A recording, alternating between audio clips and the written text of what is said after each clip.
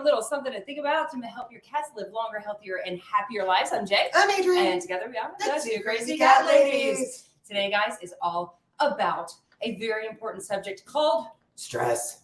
You guys, this is such an important topic because stress for our cats and for us is one of the leading causes of disease. And today we are going to help you identify whether or not your cat actually is stressed, because they don't tell us, like, listen, I'm feeling a little edgy today. They don't really tell us that, right? So we're going to give you some ideas of, or some, what's the word I'm looking for? Some signs of stress in cats. Yes. And some soluciones. Yes, the 7 proven steps, or actually 8 proven steps on how to help you reduce the stress in your cat. So let's go ahead and get started. Welcome, everyone. Welcome so much. Happy Thursday. Happy Thursday. Okay, so some of the signs that our cats might be stressed would be if they are sleeping all the time. This looks like, don't you feel like you'd be so relaxed if you just got to sleep all the time? Not so with our indoor kitties. Yes, and unfortunately, this is one thing that is very misunderstood when it comes to our kitties. People think that, oh, my cat's lazy. How many of you guys I've been one. Right. I just thought, oh, Must my cat's be nice lazy. To be a cat. I wish I had the life of my cat. He just sleeps all the time. A cat that sleeps all the time. Now, granted, they do sleep a good majority of their waking hours. They do sleep a good majority of the day, and that is normal. But if your cat is sleeping all the time, then they are stressed. A bored cat is a stressed cat. Also, a little thought too that sometimes cats that aren't feeling well are sleeping way more than normal as well. So pay attention to that. Over grooming, this is one that we get questions about all the time. It's like, been to the vet numerous times, have no idea what's going on. It could be, it's a self-soothing behavior for a lot of cats. They will bald out their belly or make little bald spots on themselves. Yeah, and recently we've actually had a whole lot of you guys reach out to us about your cat's over grooming. And if this is not something that is, Alexa, off.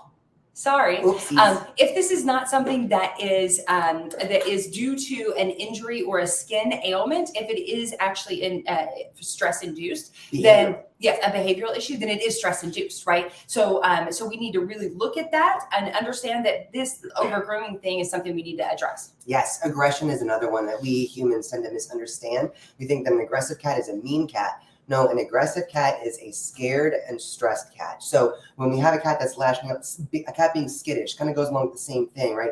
Some cats are skittish and shy, and they'll hide away. Other cats, when they're afraid, will lash out. So those two behaviors kind of go hand in hand, but both have their roots in feeling insecure, feeling stressed in some way. And speaking of insecurity, another sign, if your cat has already been checked by the vet and we know that this is not a health issue, if your cat's going outside the box, sometimes they go outside the box because they are also stressed. And guys, 4th of July is coming up here in the States. Independence Day is actually the #1 most stressful event for our pets. And this is a really good time to start looking at this proactively as the beautiful proactive cat parents that you are. We want to start looking at our cat's stress and what we can do in advance to stressful events to help reduce that stress. And if your cat is already stressed, what we can do to mitigate it, right? Operation so let's jump into. Hey, so here's the thing. I love this study by the Ohio State University. What? I know my girl Kelly here is going to be like, yeah, that's right. Yeah. Ohio State did this incredible study on cats, and they found that chronically ill cats and healthy cats both exhibit sickness behaviors when their routine is disrupted. Is that not huge? Yeah. And it wasn't even the intention of the study to begin with. This was something that they realized, wow, when you mess up a cat's feeding schedule, when their resources are in the same place all the time, when they don't know when their next meal is coming, when they don't have a litter box that is clean, whatever the disruption in their normal routine may be, they exhibit sickness behaviors, which I think is an absolute precursor that shows what stress does. That's a precursor to actual disease. You're looking at chronically ill kitties and completely healthy felines. Completely healthy. And they're exhibiting the same sickness behaviors. Yes. Incidentally, when that routine was modified and put into a routine for even the chronically ill cats, they found wellness was the result of that. Yes. Yeah. So routine, guys, making sure that you put your cats on a routine. This is good for all of us. Me too. Maybe I was a cat in my past life, but if I don't have a routine, it will absolutely stress me out, and it all the time leads to some type of ailment within me. She will throw up. I will throw up. Like, I need my routine, and our cats are the same. So we need to make sure that we're feeding them at the same time every day, that we're scooping that litter at the same time every day, that we're engaging with playtime and love time and snuggles and things like that, that we're having a routine with them that will keep them less stressed. Yes. And also a good reminder too, we can't always mitigate the times when our schedules or our cat schedules are going to be disrupted. But once we know that that's so important, when we have to go out of town or when we need to get a pet sitter, we can say, hey, here's their routine. Yes. Let's try to abide by this routine as much as possible. Yeah. So let's go through the steps. Exercise, guys, is one of the things that we can do, again, on a routine basis. But giving our cats a good routine exercise, it is the number one most, see, Jack, I knew that as soon as we did that, Jack would come. It is the number one easiest and freest, if that's a word. It is absolutely costs you nothing to exercise your cats on a regular basis, routinely every single day. If we exercise our cats, all the studies have proven that this reduces their stress, just like with us.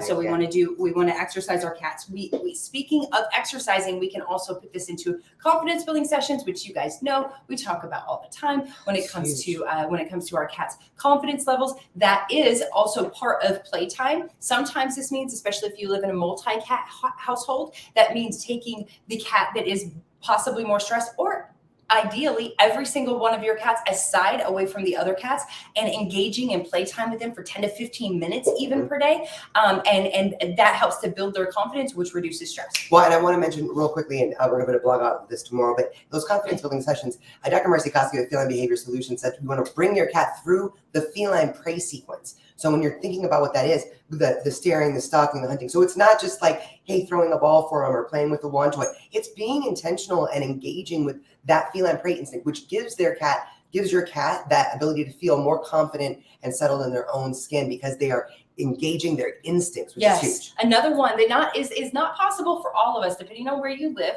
But if it is possible, let's start getting your cats engaged in outside playtime. Now, only supervised. This doesn't mean we're going to open the door and let your cats run outside, because that is increasing the risk of stress, yes, but also disease, illness, and death. So we want to give our cats supervised playtime outside. If this is on a harness and a leash, we've got a few here. Harness and a leash. And this boy loves his. Neither one of these are his, but he loves his. We need to get some that fit, and we need to work on that. So So make sure it's safe. If it's a catio time, if you have a safe outdoor area like backyard or something where you can just go outside with your cat supervised, make sure they don't jump the wall, climb the tree, whatever. Then this is also a great way. This exercises their mental. What is the word I'm looking for? Stimulation. It's stimulation. It mentally stimulates them, which reduces mental enrichment. Yes. You guys, just as with people, there are some cats that need a little extra help getting over anxiety. So when you realize that your cat is exhibiting a number of stressful or anxiety behaviors,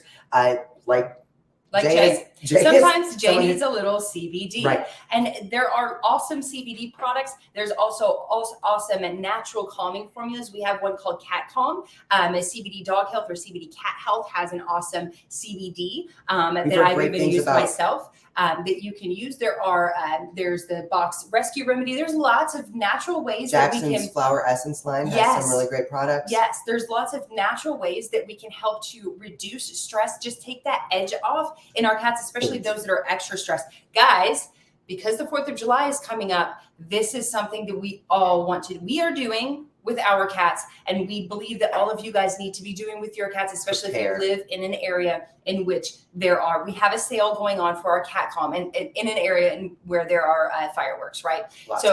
And our house, there's lots of fireworks in our neighborhood.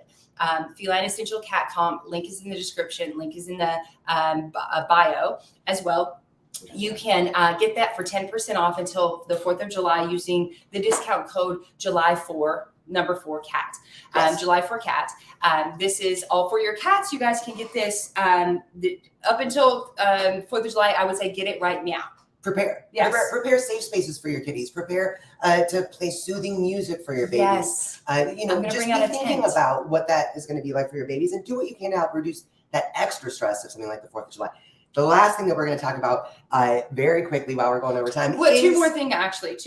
One is food. You guys have to understand the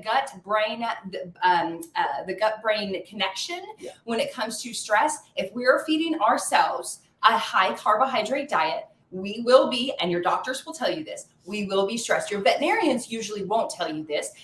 But if we are feeding our cats a high carbohydrate diet, meaning AKA kibble, if we are feeding them a high carbohydrate diet, then they also, that will contribute to more overall stress. And then the biggest one is actually your stress. Your stress. Yes. You guys, this is something that we have to be mindful of. A lot of times we think, well, I'm fine. You know, it's fine. It's fine.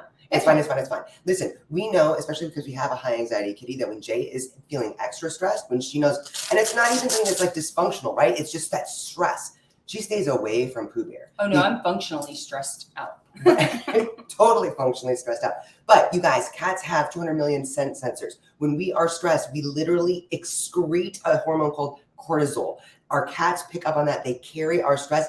They will be as stressed as we are. So it's like what did Rodney Habib say? When you've had a really stressful day at the office, the best thing that you can do for your pets when you come home is take a shower. Like literally wash it off. Yeah. And that's for those of us that know that we are just had a stressful day at work, right? But on the regular, we have to do things for ourselves that will keep us calmer, which will reduce the risk of disease in us as well. But if we do take the steps necessary, whether that's therapy, whether that's music therapy, whether that's meditation, prayer, church, whatever it is that works for you guys to help to reduce your stress, we exercise, then we have to do those things for ourselves and for our cats, because your cats will be prone to more ailments and illnesses. And I swear to you, we see it all the time, where cats are dealing with chronic illnesses specifically because their owners are also dealing with chronic stress. So on that note, you guys, a quick reminder, we have got we are so honored to be a part of an amazing fundraiser going on this Saturday. If you want to know if your cat is stressed, come to this event, because at the main event, they will be intuitively choosing, the Animal Communication Collective will be intuitively choosing 10 people to do a short reading with their cat.